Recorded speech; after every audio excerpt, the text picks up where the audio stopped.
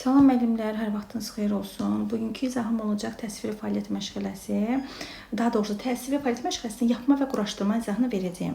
Mən bu təsviri fəaliyyət biraz geniş mövzu olduğuna görə, həm də vacib mövzulardan olduğuna görə çalışıram onu hissə-hissə izah edeyim sizə ki, sizin üçün daha rahat olsun. Həm onu yaxşı oxuyub, yaxşı bənimsəyəsiniz. Çünki qəbulda demək olar ki, %100 düşəcək mövzularımızdan biridir təsvir fəaliyyət məşğələsi. Elə isə başlayaq müəllimlər. Deməli, ilk öncə başlayıram yapma fəaliyyətindən. Yapma fəaliyyəti bildiyimiz kimi birinci kiçik qrupdan başlayır. Yəni burada əsas əyanlik və izahdır. Ümumiyyətlə bax bir şey qeyd edim ki, yadınızda saxlayın ki, istər birinci kiçik qrup olsun və yaxud da ki, digər qruplar olsun. Məsələn, mən burada qeyd etdim ki, birinci kiçik qrupda əyanlik və izahdır. Baxın, bu rəsmdə də belədir, bu quraşdırmada da belədir, bu yapmada da belədir. Yəni müəllim birinci kiçik qrupda əyani şəkildə göstərməli və izah etməlidir. Bu bütün fəaliyyətlərdə bax bu cürədir. Buna görə bir-birini əlaqələndirib yadınıza saxlamanızı məsləhət görürəm. Dedik ki, yapma fəaliyyəti birinci kiçik qrupdan başladı və müəllimin nəzarəti altında həyata keçirilir. Artıq uşaqları biz gil və yaxud da plastiklə tanış edirik. Baxın, daha məsləhətdir ki, gildən istifadə edilsin ən çox. Çünki gil təbiət materialı olduğuna görə qatqısı belə deyək, biraz azdır da, qatqısızdır. Ona görə gildən istifadə etmək daha məsləhətdir. Yəni biz gil və plastikini masa üzərinə qoyuruq. Baxın, bu da şəkildə də təsvir olunub. Ovucumuzun içərisinə alırıq. Bax, biz bunu ovuc vərdələmə deyirik. Və ovucumuzun içərisinə başlayıb onu belə deyək, dairəvi, yumru şəkildə vərdələməyə. Bunu əyani şəkildə göstəririk və izah edirik ki, uşaqlar bunu yaxşı mənimsəsinlər. Və hər addımı müəllim səsləndirməlidir. Baxın, deyir ki, uşaqlar əlimizin içərisinə və yaxud da ovucumuzun içərisinə bir parça mən gil qoyuram, başlayıram onu nə etməyə? Dığırlatmağa. Məsələn, kalbasa formasını aldım, top formasını aldım. Yəni, sadə elementar bir şeylər hazırlayırıq da birinci kiçik qrupda uşaqların təbii ki, yaş xüsusiyyətlərini nəzərə alaraq.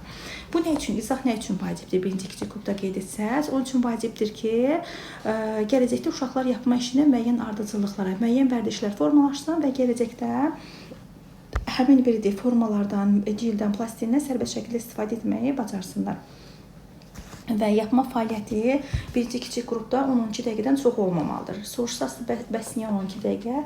Təbii ki, kiçik qrupdan söhbət gedir, uşaqlar tez yorula bilər, diqqətlərini çox belə deyək, fokuslandıra bilmirlər və bezə bilərlər. Ona görə təbiətçi müəllim belə deyək, oturur, yarımdairə şəklində uşaqlar düzülürlər və başlayırlar. Bir də çalışmaq lazımdır ki, 2-3 ədəddən çox əşya yapmayaq. Çünki uşaqlar belə deyək, yorula bilər, bezə bilər. Onların yaş xüsusiyyətləri nəzərə alırıq və məşğələmizi şeir və mahnı ilə yekunlaşdıra bilirik. Və yadımızda saxlayırıq ki, birinci kiçik qrupda yapma işində heç bir sujet xətti olmur. Yəni, əşyəvi xarakter daşıyır. Məsələn, topumu yapırıq, topu əlimizin, baxın, burada şəkildə təsvir olunub, topu əlimizin içərisinə alırıq, vərdəliyirik, top yapdıq və yaxud da ki, topu yumru yapandan sonra üzərindən biz buna basma priyumu deyirik, basaraq peçeniya və yaxud da ki, kurabiyə hazırlaya bilərik. Bax, və yaxud da ki, uşaqların əl işləri stitdə yerləşdirilir və bir müddət orada qalır ki, vaxtaşı həmin işlərin təhlili apara bilsinlər. Bu oldu birinci kiçik qrupda, yəni 1-2 yaşda yapma fəaliyyəti. İndi keçirəm ikinci kiçik qrupda yapma fəaliyyətinə, yəni 2-3 yaşda yapma fəaliyyətinə. Biz 2-3 yaşda əsasən geometrik figurları uşaqlara öyrədirik. Yəni, bu yaşda artıq uşaqlar müəyyən bilik və bacarıqlara sahib olurlar, materiallarla tanışdırlar, artıq bilirlər ki, gildən yapma etmək mümkündür və yaxud da plastindən yapma etmək mümkündür, silindirdir, dairədir, diski. Uşaqların bir yerdə yapma üsullarını artıq uşaqlar bilirlər. Və buna baxmayaraq, onlarda barmaq hərəkətləri və formanın alınması arasında əlaqə yoxdur. Çünki yapma zamanı gigiyenik qaydalar tam bərkiməyib. Çünki körpələr qrupundan söhbət gedir və həm də onların barmaq əzələləri tam belə deyək də formalaşmayıb. Hələ qırğırdaqdan ibarətdir. Ona görə də ikinci kiçik qrupda yapma zamanı əldə edilmiş bilik və bacarıqlar daha da möhkəmləndirilib. Bir də yapma fəaliyyətinin uğurlu olması müəllimin hansı metod seçməsindən olduqca asılıdır. Baxın, mən rəsm fəaliyyətində də qeyd etmişdim ki, 2 əllə tutmaq, rəsm üzərinə 2 əllə getmək ikinci kiçik qrupdan 2-2 ilə uyğunlaşdırın və yaxud da ki, eyni zamanda baxın, yapma fəaliyyətinə deyirəm ki, uşaqlar 2 əllərin içərisinə həmin əşyanı alır. Ümumiyyətlə, hiss etmə varsa da bu ikinci kiçik qrupa aiddir. Yəni, əşya yuvarlaqdırsa onu ovuzların arasında yuvarlamağı, silindirsə də sürüşdürməyi təklif edə bilərik. Baxın, burada da təsvirdə öz əksini tapmışdır, şəkildə daha doğrusu. İlk öncə müəllim fikri, baxın, formaya yönəldir. Yəni, başı, bədəni, baxın, bu testlərə də düşür, diqqətli olun, bu hissələri də yaxşı-yaxşı oxuyun. Başı, bədəni, qolları, ayaqları, eyni zamanda deyir, hissələrin ölçüləri və sayı müzakirə olunur. Məsələn, hansı hissəsi daha böyükdür, hansı hissəsi kiçikdir, neçə qolu, neçə ayağı varsa da, bax, bunların hər biri olur ikinci kiçik qrupda yapma fəaliyyətinə. Formanı incələdikdən daha hansı əşyanın eyni formada olduğunu müzakirə etmək vacibdir. Bax, tutalım biz hər hansı bir dəniz heyvanımı yapırıq və yaxud da ki, ilbizm yapırıq. İlk öncə biz uşaqlara, bax, burada birləşdirmə periodundan istifadə olunubdur. Biz hissələrini hazırlayırıq, sonra həmin hissələri bir-bir birləşdiririk. Bir də uşaqlara öyrədirik ki, ilk öncə böyük hissədən başlayırıq. Böyük hissəni götürüb, kiçik hissələri ona birləşdirə bilərik. Baxın, sonda da ardıcıl şəkildə burada təsvir olunub. Biz həmin dəniz heyvanını ala bilərik və yaxud da ki, digər fiqurlar olsun, heyvanlar olsun, fərqi yoxdur. Və yaxud da ki, deyə bilərik ki, bizim, baxın, burada da təsvir olunub, bizim məşğələmizə dovşan gəlib. Gəlin, uşaqlar dovşan üçün belə bir sistem düzəldirik, kökmə hazırlayaq, kələmə hazırlayaq və yaxud da ki, kurabiyə gəlinci üçün, baxın, burada da kurabiyə hazırlanıb. Bunların hər biri üçün bacarıqlar uşaqlara öyrədirik. Və İstənilən halda hər fəaliyyəti oyuna çevirməyi bacarmalıyıq. Çünki oyun vasitəsilə uşaqlar obrazı daha yaxşı mənimsəyirlər. Yapmadan sonra uşaqlar nə etdiklərini xatırlayır və valideynlər də bu barədə danışa bilirlər. Və ikinci kiçik qrupda, daha doğrusu birinci kiçik qrupda olduğu kimi yapmanın ayrı-ayrı hissələrin keyfiyyətlərinə yox, baxın, ümumi nəticə təhlil edilir. Yəni, ümumi şəkildə nəticələri təhlil edilir. Yəni, daha detallarına girmirik də, çünki körpələr qrupundan söhbət gedir. Əgər, məsələn, uşaqlarla bir əşya yapırıqsa da, birləşdirmə priyomuna, baxın, burada da qeyd etdim ki, birləşdirmə priyomundan istifadə edirik. Birləşdirmə priyomunda bəzən olur ki, ən çox aqressiv uşaqlarda olur ki, bərk basırlar. Bərk basan zaman həmin əşyamı və yaxud da ki, fiqurmu dağılmağa başlayır. Biz uşaqlara başa salırıq ki, uşaqlar, bax, bunu, bu hissəni bir qədər yumuşaq şəkildə bərk basmaq olmaz. Bərk basanda, deməli, dağıla bilər. Bunları uşaqlara izah edirik. Həmin uşaq ilk öncə öz səhvini düzəltməyə çalışır. Alınmadığı tədbirdə biz, yəni tərbiyəçi müəllim ona kömək edə bilir. Bu oldu ikinci kiçik qrupda yapma fəaliyyəti. İndi keçirəm müəllimlər orta qrupda yapma fəaliyyətinə. Baxın, biz bilirik ki, orta qrupda yapma fəaliyyəti, yəni gəzinti orta qrupdan başlayır. Ətraf aləmlə uşaqlar artıq tanış olur, əşyalara, baş verən hadisələri müşahidə etməyə davam edir. Artıq yəni orta qrupdan, məsələn, quş necə dən yeyir, göbələk neçə hissədən ibarətdir, pişik məsələn süd içəndə və yaxud da ki, yemək yeyəndə necə olur. Bunların hər birini uşaqlara izah edirik, uşaqlar yəni şəkildə görür. Baxın, burada da təsvir olunub. Məsələn, tutalım quşmu düzəldirik uşaqlarla ardıcıllıq şəkildə. Baxın, hər biri bir qədər də yaxınlaşdırıram. Bax, bu şəkildə görürsünüzsə də, deməli, bu orta qrupa aiddir. Yəni, qısacası hərəkətlik pozası varsa da heyvanların aldığı pozanı əldə etməsi ilə bağlıdır. Məsələn, quş dən yeyən zaman başını aşağı əyir və yaxud da ki, su içən zaman ilk öncə əyilir. Sonra ağzından su alandan sonra başını yuxarı qaldırır. Yəni, kirpi qorxubsa artıq o yuvarlanır, bax, belə deyək. Bunların hər biri olur orta qrupda yapma fəaliyyətinə. Uşaqlar düzəltdiyi əşyaların quruluşunu yadda saxlamalar üçün müəllim hissələri göstərər ki, izah edir. Başı hardadır, bədəni hardadır. Uşaqlar da forma, nisbətlər haqqında ümumi fikir formalaşdırır. Məsələn, tutalım biz gəlinci kimi yapmaq istəyirik. Uşaqlar deyir ki, qolları çubuğa, bədən kökə bənzəyir. Demək ki, qolları çubuq, bədən də kök kimi yapmalıyıq. Aha. Və yaxud da ki, bir də yadınızda saxlayın ki, azad mövzuda yapma işləri orta qrupda xüsusilə yer tutur. Yəni, məşğələnin əvvəlində müəllim uşaqların mövzu seçimə kömək edir, istiqamətləndirir. Onlardan yaxın zamanda gəzintidə gördükləri və ya haradasa içdikləri və yaxud da ki, hansı bir kitabdan mı gördükləri belə deyək, xatırlamağını xahiş edir. Mövzu seçdikdən sonra müəllim uşaqlara suallar verərək istiqamətləndirir. Məsələn, sənin dovşanın nə edir? Elə et ki, hamıya aydın olsun ki, o oturur. Baxın, burada da qeyd olunub. Görürsünüz, dovşan sanki oturub. Dovşan hissələrini yapırlar və yaxud da ki, pişik yapırlar. Baxın, uşaqlar forma ölçü nisbəti yapma üsulu haqqında təsəvvürləri artırar, pedaqoji işin nəticəsini təhlil edir, qısa söhbətlər aparır ki, uşaqlar nəticə haqqında düşünsünlər. Sonra uşaqların cavabını ümumiləşdiririk və təkrarlayırıq. Bu oldu orta qrupda yapma fəaliyyəti. Baxın, bir şey qeyd edim ki, baxın, burada görürsünüz uşaqlar pişik yapıblar. daha doğrusu pişiyə oxşatmağa çalışıblar da. Yəni bu orta baxan kimi bilir ki, bu orta qrupun fəaliyyətidir. Ancaq böyük qrupun fəaliyyətində, yapma fəaliyyətində diqqət yetirin. Baxın görürsünüz necə dəqiqlik burada, necə belə deyək, emosiyalar daha çoxdur. Məsələn, bax burada tutalım üzərində xallara kimi verilib.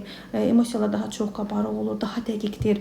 Görürsünüz, bunların hər biri böyük qrupun rəsminə aiddir. Yəni orta qrupdan artıq böyük qrupu fərqləndirməyə bacaracaqsınız. Şəkilə baxan zaman bilinir ki, artıq bu orta qrupun deməli yapma fəaliyyətidir. Bu isə böyük qrupun yapma fəaliyyətidir. Ümumiyyətlə, natur üzrə, məsələn, rəsmdə, dekorativ varsa, bu böyük qrupun yapmasına aiddir. Artıq uşaqlar böyük qrupda bilək əzəlləri, belə deyim də, bəxər biz kiçik qrupda dedik ki, onların əl əzəlləri, bilək əzəlləri tam formalaşmır. Amma artıq böyük qrupda, yəni 4-5 yaşda uşaqların bilək əzələsi formalaşır. Kiçik və böyük əzəllər artıq bərkiməyə başlayır. Ona görə də onlar gildən daha çətin manipulyasiya etməyə başlayırlar. Bir də böyük qrupda mexaniki hərəkətlilik deyirik də buna. Obyektlər dinamikada yapırlar. Hərəkətlilik varsa da bu olur. Hərəkətli pozalar varsa orta qrup. Ancaq mexaniki hərəkətlilik varsa da bu da olur böyük qrup yapma. Mexaniki hərəkətlər nədir? Tutalım uşaqlar hər hansı bir pişiyimi və yaxud da ki itim yapıblar. İti tutalım yapıb, itin quyruğu yuxarıdadır da. Uşaqdan sorusu və yaxud da ki it yapıb, təsadüfən ayaqları aralı olur.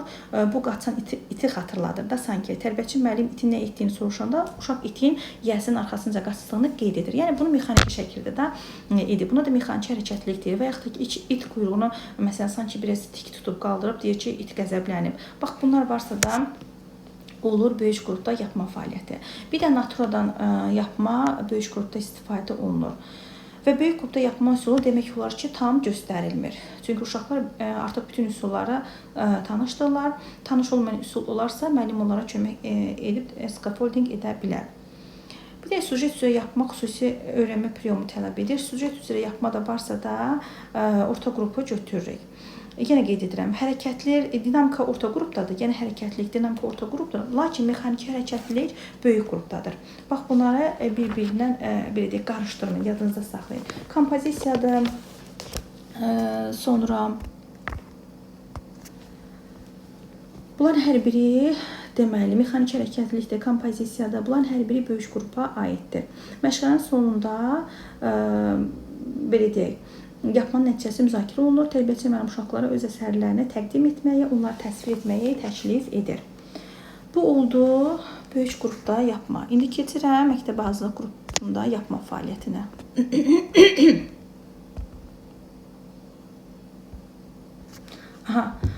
Məktəbə hazırlıq qrupunda yapma fəaliyyətində artıq burada uşaqların əlişləri bildiyimiz kimi daha maraqlı, daha dəqiq, daha ədəbi olur. Çünki onların vizual obrazı daha çoxdur. Azad mövzuda yapma işi üçün uşaqlar özləri mövzu seçməyi öyrənirlər. Baxın, biz dedik ki, azad mövzuda yapma işi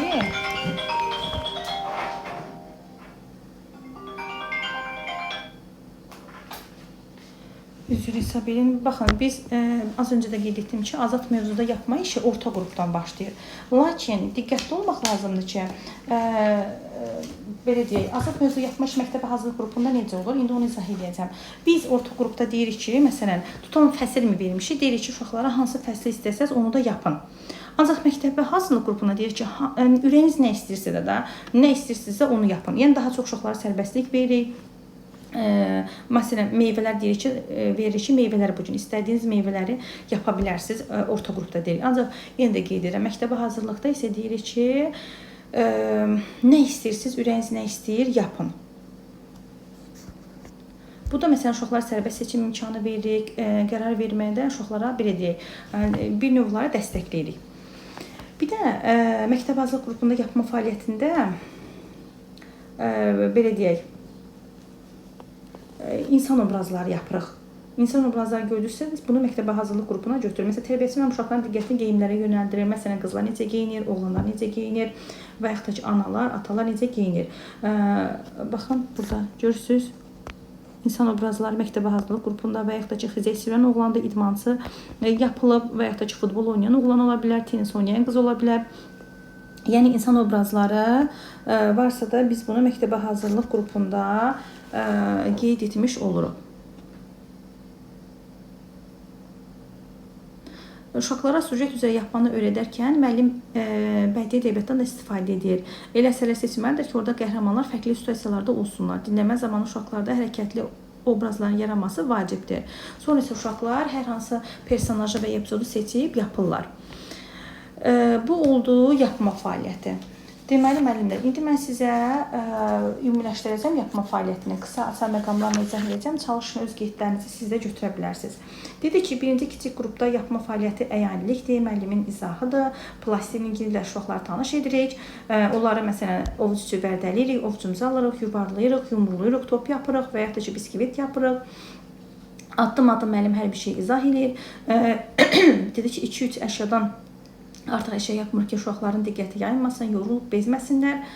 Bu da gələcəkdə olan hərəkət vərdişlərinə səbəb olur ki, addım-addım onları biz belə deyək, izah etdikcə gələcəkdə həmin ardıcılığı yapa bilirlər. Bir də 10-12 dəqiqədən artıq olmalı deyil yapma fəaliyyəti birinci kiçik qrupda. Müəllim oturur, uşaqlar yarımdairəvi şəkildə əyləşirlər və müəllimin izləyirlər, belə deyək. Oyunla inteqrasiya edə bilərik, şeir mahnı ilə sonlaşdıra bilərik. Bir də stenddə işlərin sərgisi, uşaqların əl işlərini stenddə sərgiləyirik. Bu oldu birinci kiçik qrupda yapma fəaliyyəti. İndi ikinci kiçik qrupda yapma fəaliyyəti artıq bilik ki, uşaqlar müəyyən biliklərə yiyələnmişdilər, əldə edən biliklər bir qədər də möhkəmləndiririk. Baxın, formanın hiss olunması, hiss edilməsi ikinci kiçik qrupda az öncə də qeyd etdim. Əşyaya toxunmaq da əllə tuturlar, yuvarlama, sıxma, düzləndirmə priyomlarından istifadə edirik. Hissələrə görə bölmədir, başıdır, bədənidir, qolları, neçə qolu, neçə qısası, ayaqları daha doğrusu. Bunların hər biri deməli biz ikinci körpülər qrupunda müzakirə edirik. Sonra əl işlərinin nəticələrini birlikdə təhlil edirik. Hissələri bərk birləşdirmək. Baxın, orada dəniz heyvanda təsvir olunmuşdu. Bunları məsələn uşağa izah edirik ki, bərk birləşdirəndə bu dağıla bilər. Sonra gigiyenik vərdişləri möhkəmləndirik. Çünki hələ tam gigiyenik vərdişlər uşaqlarda möhkəmlənməyib. Onları möhkəmləndiririk. Oyunla uşaqları motivasiya edirik. Bu oldu ikinci kiçik qrupda yapma fəaliyyəti. İndi keçirim daha doğrusu orta qrupda 3-4 yaşda yapma fəaliyyətini. Artıq uşaqlar yapma fəaliyyəti biz dedik ki, daha doğrusu gəzinti dedik ki, orta qrupdan başladı. Deməli, artıq uşaqlar ətraf aləmlə tanış olurlar, canlı-cansızı fərqləndirə bilirlər. Təsəvvür və müşahidə artıq uşaqlarda güclənir. Hərəkət və pozanın müşahidəsi orta qrupdur. Forma nisbət anlayışıdır, vizual təhlildir, müqayisədir, hissələrin adlandırılmasıdır. Bax, bunların hər biri olur orta qrup yapma fəaliyyətinə. Obrazlı təsəvvürlər, məsələn, quş yeməyəndə və yaxud da ki, pişik süd içəndə necə olur? Quş, məsələn, su içirsə də başını yuxarı qaldırır. Bax, obrazlı təsəvvür bu deməkdir. Bir də qeyd edir ki, azad mövzu üzrə yaradıcı fəaliyyətlər, yəni azad mövzu orta qrupdan başlayır. Sonra təhlil və suallarla təlim həyata keçiririk. Mövzu seçim və istiqamətləndirmə, bunların hər biri olur orta qrupda yapma fəaliyyətinə. İndi keçirəm, deməli, böyük qrupda yapma fəaliyyətinə. Baxaq görək, böyük qrupda yapma fəaliyyəti. Dedik ki, naturadan yapma varsa da bunu böyük qrup yapma götürürük. Əlini alıb uşaqlar artıq bunu incəlirlər. Dinamik pozada obraz yaratmaq, dedik ki, buna mexaniki hərəkətlilik qeyd etdik ki, mexaniki hərəkətlilik varsa da böyük qrup götürürük. Tanış əşyaların sujetli yapması, kompozisiya müzakirəsi, sonra əvvəlcədən izah edilmiş forma və ardıcıllıq, obrazla düşünmə. Məsələn, poza nə deyir? Məsələn, uşaq dedik ki, itin qıçalarında məsələn ayaqlarını aralı yapıbsa da deyir ki, məsələn, it qaçır sahibinin dalınca. Yəni obrazlı düşüncə, poza nə deyir? Olduğu böyük qrupda yapmaya. Sonra əşyaya bədii baxış, illüstrasiya, müşahidə, oyuna yönəltmə, əvvəlcədən yaradılmış fiqurlar, bunların hər biri varsa da olur böyük qrupda yapma fəaliyyəti. İndi 5-6 yaşda, yəni məktəbə hazırlıqda yapma fəaliyyəti dedik ki, vizual müşahidə əsasında yapma həyata keçirdik. Obrazın hərəkətlərini verməkdir. Məsələn, xizək sürən idmançı və yaxud da futbol oynayan uşaq. Öz mövzusunu artıq uşaqlar özləri seçirlər. Sujet üzrə yapma varsa da biz bunu götürürük məktəbə hazırlıq qrupunda yapmaya. Və məktəbə hazırlıq qrupunda yapmada çox dedik ki, insan fiqurlarıdır, hərəkətli pozalardır, xizək sürən uşaq və yaxud da futbol oynayan, az öncə də qeyd etdim. Əgər tanış olmayan üsul varsa da müəllim tərəfindən bu göstərilə bilər. İnsan və heyvan fiqurlarını düzəltmək məktəb hazırlıq qrupu yapma fəaliyyətinə aiddir. Əsərə bədii münasibətdir, müəllim müşahidə edir, suallarla istiqamətləndirir. Əsərin təqdimatı və şərhi, bunların hər biri varsa da oldu məktəbə hazırlıq qrupunda yapma fəaliyyətinə. Yapma bu qədər müəllimlər. İndi keçirəm sizə quraşdırma fəaliyyətinin izahına. Bax, ilk öncə yadınızda saxlayın ki, yeganə əməli fəaliyyət quraşdırma fəaliyyətidir. Bir dəqiqə.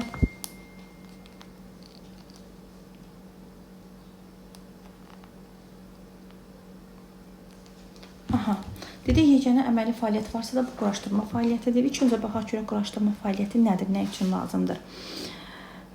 Uşaqlar əməli fəaliyyətini düzgün istiqamətləndirmək üçün onların oyuna olan marağını azaltmadan əməklə məşğul olmaq tələbatını qarşılamaq, formalaşdırmaq vacibdir. Baxın, yenə qeyd edirəm, əməli fəaliyyət bəzən testlərə düşür ki, əməli fəaliyyət hansıdır? Yapma, quraşdırma və yaxud da ki, rəsm aplikasiya. Bu zaman biz quraşdırma fəaliyyətinə götürməliyik. Uşaqlar üçün quraşdırma işləri ilk növbədə onların maraqları ilə şərtlənir. Baxın, quraşdırma fəaliyyəti konstruktor fəaliyyəti ilə əlaqədardır. Bax, belə izah edeyim də. Əyani əməli təfəkkür quraşdırma fəaliyyətində rolu böyükdür. Bir növ quraşdırma fəaliyyəti riyaziyyatla bağlıdır. Bax, bunu yadınızda saxlayın.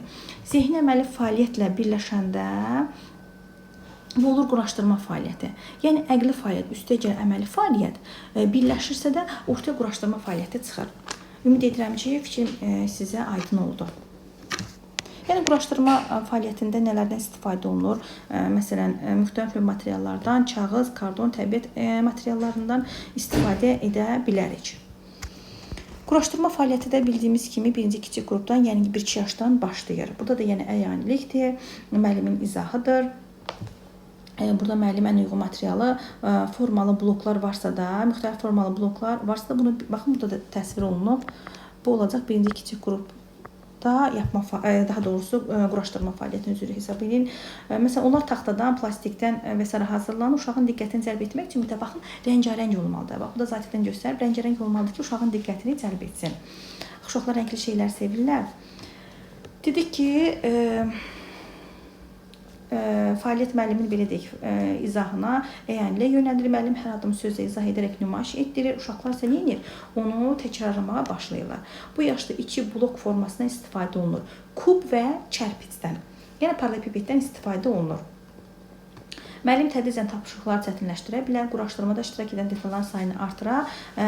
Bu zaman, məsələn, zaman keçdikcə biz prizmanda əlavə edə bilərik. Məsələn, ilkin olaraq müəllim uşaqların oyuncaqlarının yorulduğunu qeyd edərək onlara oturacaq düzəltməni təklif edə bilər. Bu zaman 2 dənə kub götürür, üzərinə kərpic qoyan zaman biz oturacaq alırıq. Və yaxud da ki, stul düzəldə bilərik, maşın, pilləkən, yataq düzəltmək məşğələnin mövzusuna daxil ola bilər. Yəni, bax, burada da birinci kiçik qrupda 3-6 dəqiqə kifayət edir ki, uşaqlar yorulmasın. Yenə qeyd edirəm, birinci kiçik qrupda nə oldu? Müxtəlif formalı bloklar rəngarəng olmalıdır. Kub, paralelipipeddən istifadə olunur. Bu oldu birinci kiçik qrupda quraşdırma fəaliyyəti. İndi keçirəm ikinci kiçik qrupda quraşdırma fəaliyyətinə. Artıq bu yaşda, yəni ikinci çoxluğa qrupda uşaqlar əqli və fiziki cəhətdən bir qədər inkişaf edir. Onlarda dinləmə, dərk etmə bacarıqları artıq yaranmağa başlayır. Nəinki böyüklərlə eyni zamanda bir-birlə sərbəst ünsiyyət qura bilirlər. Artıq əvvəlki bilik və bacarıqlar əsasında tikinti materialları ilə, yəni bloklarla oyunlar təşkil etmək uşaqları daha çox cəlb edir. Bax, burada artıq onlar 4-5 kərpici və kubikləri üst-üstə qoymaq, onları stolun üstündə müxtəlif formada, bax, eyninə uzunlar, riyaziyyətlə əlaqəlidir. Bax, eyninə uzunlar sözlər artıq uşaqlara öyrədirik, eyninə düz, uzunla düz, özünə məxsus elementar qurma, nümayiş etdirmək, detalları fərqləndirmək, adlandırmaq, fikir söyləmək, məsələn, kubik, kərpic, enli, ensiz, böyük, balaca, bax, bunların hər bir riyaziyyətlə əlaqədardır. Varsa da bunu götürürük ikinci kiçik qrupda quraşdırma fəaliyyətinə. Və oyundan da istifadə edirik. Baxın, konstruktorlardan istifadə, oyun fəaliyyətindən konstruktorlardan istifadə ediriksə də bu ikinci kiçik qrupa aiddir. Bax, burada da qeyd olunub ki, ikinci kiçik qrupdan başlayaraq quraşdırma işlərində konstruktorlardan istifadə edilir. Sadə qurğular hazırlaya bilərik. Məsələn, avtomobillər üçün qaraj hazırlamaq təklif edə bilər tərbiyəçi müəllim. İlk öncə suallar ünvanlayırıq.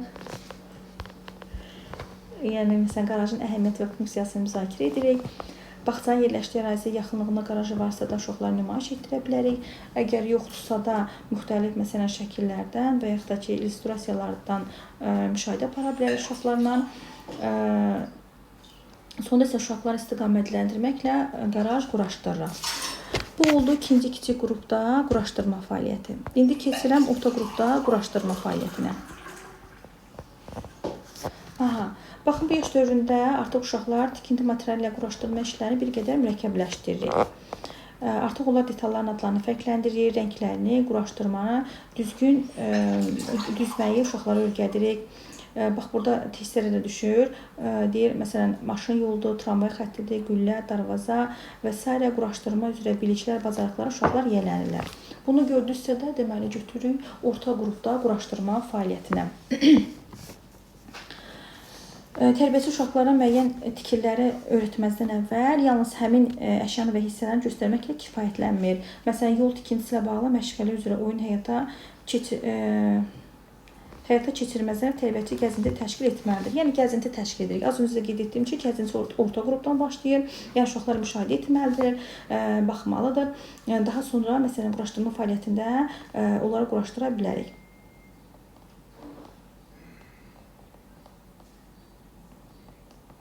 Bir də müəllimlər, origami, orta qrupda o sözündən uyğunlaşdırın. Origami orta qrupdadır. Və baxın, burada da təsvir olunub kağızlardan. Yəni, origaminin fəaliyyətində ancaq qatlama yolu ilə də heç bir yapışqandan, qayçıdan istifadə etmirik. Origami Yapon dilindən tərcümədən götürülmüşdür. Mənası qatlanmış kağız deməkdir. Qayçıdan, yenə qeyd edirəm, qayçıdan yapışqandan istifadə etmirik. Tarixi qədim Çinə gedib çıxır. Bir də Çin dilində origami ağ kağız incəsənəti deməkdir. Sonra bu unikal bir texnikadır. Bunun vasitəsilə deməli, uşaqlara şedevr əsər. Bax, unikal və şedevr nədir oriqamidə? Bax, şedevr odur ki, uşaqlar quraşdırdığı işin vizual tərəfidir. Məsələn, oriqamidən quşunu düzəldirik və yaxud da hər hansı bir qurbağa, amma belə deyək, düzəldiriksə də, bu onun estetik tərəfidir. Bu da uşaqlar olduqca cəlb edir, uşaqlar üçün maraqlıdır, uşaqların xoşuna gəlir. Bu onun şedevr olmasıdır. Unikallığı isə hər bir vərəqi qatladıqca müəyyən bir həndəsi fiqur əldə edirik. Məsələn, 3 bucaqmı, 4 bucaqmı və s. müəyyən fiqurlar əldə edirik. Bu da onun olur unikallığı. Və baxın, burada da qeyd olunub ki, 19-cu əsrin əvvəllərində Alman pedaqoqu, məktəbdə tərbiyə üzrə mütəxəssis Friedrich Frebel öz bağçalarında bu oriqamidən istifadə etmişdir. Bu da uşaqların zehni, yaradıcılığını, intellektual bacarıqlarını inkişaf etdirmişdir. Buna görə də həmin deməli oriqamidən istifadə edib şedevr əsərlər düzəldib öyrədici oyun kimi də istifadə etmişdir. Yəni qeyd edirəm, riyaziyyatla çox bağlılığı vardır. Yəni didaktikdir də, belə deyək. Həm riyaziyyatı öyrədirik, həm öyrədici didaktik xarakterə malikdir. Eyni zamanda orta qrupda, baxın, görürsünüz, burada da təsvir olunub. Müxtəlif, məsələn, əlfəcindən uşaqlar düzəldə bilirlər, əl işlər düzəldə bilirlər oriqamidən. Bir də orta qrupda təbiət elementləri orta qrupdan biz istifadə edə bilərik. Baxın, burada şam ağacının qozalardır, müxtəlif, məsələn, şabalıdlardır, küknar ağacının qabığı, nə bilim, müxtəlif budaqlar, oduncaqlar ola bilər, saman çöpləri, qozalar. Baxın, burada da təsvir olunub. Varsa da bu olur orta qrupda, yəni orta qrupda təbiət elementlərindən istifadə edirik. İndi keçirəm böyük qrup quraşdırma fəaliyyətinə. Bax, böyük qrupda qısa şəkildə, zaten burada da qısa şəkildə verilib. Mən əsas yerə izah edeyim. Bu da sxemlərdir, yəni dekorasiyadır, sxemdir. Baxış keçirik və təhlil zamanı uşaqlar hazırladıqları əşyanın ölçü nisbəti nəzərə alaraq eskizini çəkmək öyrənirlər. Baxın, sxemdir, eskizdir, həcmli əşyadır, dizayndır. Bunların hər biri deməli böyük qrupa aiddir. Həcmli əşyanı yavaş-yavaş sxemlər əvəz edir artıq uşaqlarda, böyük qrupda. Uşaqlar quraşdıracağı əşyanı öz fantaziyalarına buraxırıq. Onlar dizayn bacarıqlarını nümayiş etdirə bilərlər. Məsələn, tutalım, baxın, burada uşaqlar helikopterimi düzəldib və yaxud da ki, hərəkətli hissələr deyək də, bütün maşın yerləşən qaraj və ya 2 mərtəbəli evin quraşdırırlar, hərəkətli hissələr olan konstruksiyalar üstünlük verilir. Məsələn, təkərlərdir, açılıb örtülən qapı pəncərələrdir. Bunlar hər biri varsa da böyük qrup quraşdırmaya aiddir. Növbəti və sonuncu olacaq məktəbə hazırlıq qrupunda quraşdırma. Məktəbə hazırlıq qrupunda quraşdırmada deməli əsas nəyə diqqət edirik? Məzmun, məqsəd və vəzifələrinə diqqət edirik. Məktəbə hazırlıq qruplarında uşaqlar işə dəqiqliyə artıq yanaşırlar, diqqətli şəkildə seçirlər. Bu deyir ki, bu baxımdan onların apardıqları quraşdırma işləri öz məzmun, məqsəd və vəzifələrinə görə əvvəlki qruplardan artıq nəyə seçilir təbii ki. Həmin yaş dövründə uşaqlar şərtlər əsasına quraşdırma, məsələn, şəkillər, illüstrasiya, çertyoş icra edirlər. Baxın, biz dedik ki, eskizdir, dizayndır, sxem böyük qrupdur. Artıq çertyojdur, illüstrasiyadır, bir də sərbəstlik varsa da bunu məktəbə hazırlıq qrupuna götürürük. Məsələn, körpü quraşdırmaq tapşırıqsa uşaqlara ilk öncə tərbiyəçi müəllim müxtəlif körpü növləri haqqında uşaqları məlumatlandırır. Şəkillər varsa şəklini göstərir, videolar varsa videolarını göstərə bilərik. Sonra uşaqlar quraşdırırlar. İş bitəndən sonra isə hər kəs öz əsərini nümayiş etdirir. İndi quraşdırma fəaliyyətində qısa şəkildə açar məqamlarla izah edim. Müəllimlər istəsəz özünüz üçün qeyd götürə bilərsiniz. Deməli, quraşdırma fəaliyyəti yenə qeyd edirəm. Birinci kiçik qrupdan başladı. Əyanilik, deməli, izah edir hər bir şeyləri. Burada blokdur, müxtəlif bloklardır. Məsələn, kub, çərpicdir və yaxud da parallelepiped prizmadan istifadə edirik. Uşaqlarla müzakirə edirik, motivasiya veririk. Bir növ uşaqlar scaffolding dəstək oluruq. Bir də rəngarəng olmalıdır ki, uşaqların diqqətini cəlb eləsin. İki əşyanı, məsələn, çarpayımı və yaxud da ki, masamı düzəldirik, üst-üstə qoyaraq düzəldiriksə də bu birinci körpülər qrupunda quraşdırma fəaliyyətinə götürəcəyik. Forma və ölçüyə görə ayıra bilirik. Tapşırığın çətinliyi getdikcə zamanla artıra bilərik. 2 kub çərpicdə məsələn oturacaq düzəldirik. Stol, maşın, pilləkən zaman-zaman düzəldirik. Bir də burada müddəti dedik ki, 3-6 dəqiqə bəs edir. Çünki uşaqlar üçün sıxıcı olmasın. Əl işlərinin təhlilini aparırıq, məkan yönümlü fəaliyyətlər təşkil edə bilərik, təsəvvürlərə, təxəyyüllərini uşaqlar inkişaf etdirir. Sonda, məsələn, sözlə müşahidə olunur. Bir də adlandırma var da, dedik ki, adlandırma. Çünki nitqin nominativ dönəmdə uşaqlar üçün hər şey adlandırma. Adlandırma ilə öyrəniriksə də bu körpülər qrupuna aiddir. İndi ikinci körpülər qrupunda 2-3 yaşda quraşdırma fəaliyyətini qısa şəkildə açıq məqamlarla qeyd edim. Baxın, ətraf mühitin rolu böyükdür. Baxın, ətraf mühit dedim, ətraf aləm demədim. Çünki körpülər qrupunda ətraf mühit gedir. Konstruktora keçid oldu. Biz dedik ki, konstruktorlarla fəaliyyət ikinci kiçik qrupdan başladı. Əqli və fiziki inkişaf etdir uşaqların. Bloklarla sərbəst oynaya bilirlər. Kub və kərpiclə qurma fəaliyyətinə cəlb edirik. Burada məsələn uzunluğa, eninə düzürük. Riyaziyyatla birbaşa əlaqəlidir. Bu sözlərdən istifadə edirik. Sadə qurğular yaradırıq, qarajlar və s. Məsələn, texniki ifadələrdən istifadə edirik. Böyükdür, kiçikdir, gətir, apar, götür. Bax, bunlar varsa da müşahidədir, illüstrasiya ilə təqdimatdır, konstruktorlara keçid, yəni konstruktorların istifadə yadınızda saxlayın ki, ikinci körpülər qrupuna aiddir. Tapşırığa əsaslanan sərbəst qurma fəaliyyətdir, suallarla istiqamətləndirik. Yəni, ümumiyyətlə, yenə qeyd edirəm, bütün fəaliyyətlərdə hiss etmə varsa da, yəni, burada da müəllim dəstəyi çox önəmlidir. Hiss etmə varsa, bu ikinci körpülər qrupuna, quraşdırma fəaliyyətinə aiddir. İndi keçirəm müəllimlər orta qrupda, deməli, quraşdırma fəaliyyətinə. Orta qrupda dedik ki, gəzintilər orta qrupdan başlayır. Artıq uşaqların əl əzəri bir qədər inkişaf edir, möhkəmlənir. Tikili materialla işləmə deməli həyata keçiririk. Detalların adlarını fərqləndirməkdir.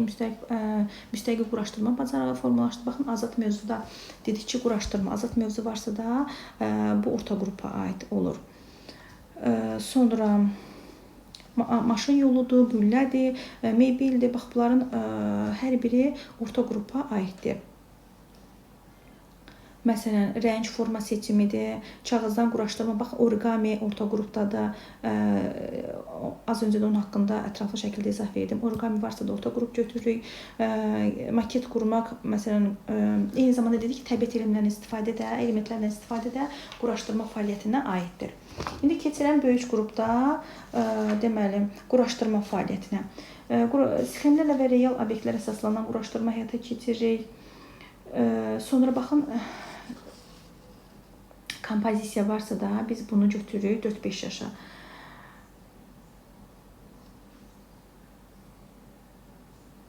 Sonra eskizdir, dizaynda yenə qeyd edirəm, sxemdir. Uşaqların təxəyyülü arasında obyektlər yaradırıq. Bu hər bir olur böyük qrupda quraşdırma. Sonra hərəkətli quraşdırma, məsələn təkərdir, açılıb örtülən qapıdır, pəncərədir. Kağız və təbiət materiallarından istifadə edirik. Estetik qavrayış və rəng seçimi uşaqlara bəxş edirik. İkili məqsədli quraşdırmalar, təhlil və qiymətləndirmə aparırıq. Bunların hər biri yenə qısa şəkildə qeyd edirəm. Harda eskiz, dizayn, sxem varsa da bunların hər biri də hərəkətli. Bunu götürürük biz böyük qrup quraşdırmaya. Ancaq çertyoj varsa da çertyoj məktəbə hazırlıq. Çertyojda eskiz çertyojdan daha kiçik anlayışdır. Çertyojda ölçülər daha dəqiq olur. Yəni çertyoj varsa biz bunu məktəbə hazırlıq 5-6 yaşa götürürük. Baxın, şərti tapşırıqlar və sxem üzrə qurma varsa da quraşdırma fəaliyyətində bunu məktəbə hazırlıqdır. Ölçü dəqiq olur, çertyojlar illüstrasiya əsasında quraşdırmadır. Dizayn düşüncəsi material seçimidir. Layihə üzrə quraşdırmadır. Müxtəlif körpülər, tikillər haqqında uşaqlara bilik veririk. Şəkli varsa şəkilli, videosu varsa videosunu göstəririk uşaqlara. Daha sonra uşaqlar həmin körpünü quraşdırırlar. Məsələn, müstəqil eskiz və maket qurma bacarığıdır, hərəkətli hisslərin konstruksiyalarıdır, öz layihəsini təqdim etmə və izah etmə bacarığıdır. Bax, dedik ki, məzmun, məqsəd və vəzifəni, obyektlərini yaratmaq. Varsa da biz bunu götürürük, məktəbə hazırlıq qrupu quraşdırma. Tərbiyəçi müəllim minimum müdaxiləsi ilə sərbəstlik veririk. Mövzu, məqsəd və vəzifəni deyəndə quraşdırmanın 3 belə deyək, mövzusu, məqsədi və vəzifəsi. Bunları gördünüzsə də müəllimlər, deməli götürürsünüz məktəbə hazırlıq qrupu quraşdırma fəaliyyəti. Yəni məqsədi nədir? Nə üçün quraşdırıram? Məqsəd bunu götürürük, məzmunu nə ihtiva edir, mənası nədir, vəzifəsi, onda necə istifadə edirik? Bax, bunlar varsa da mövzu, məqsəd, vəzifə görə quraşdırma, məktəbə hazırlıq qrupu quraşdırma fəaliyyətinə aid edirik. Bu qədər müəllimlər.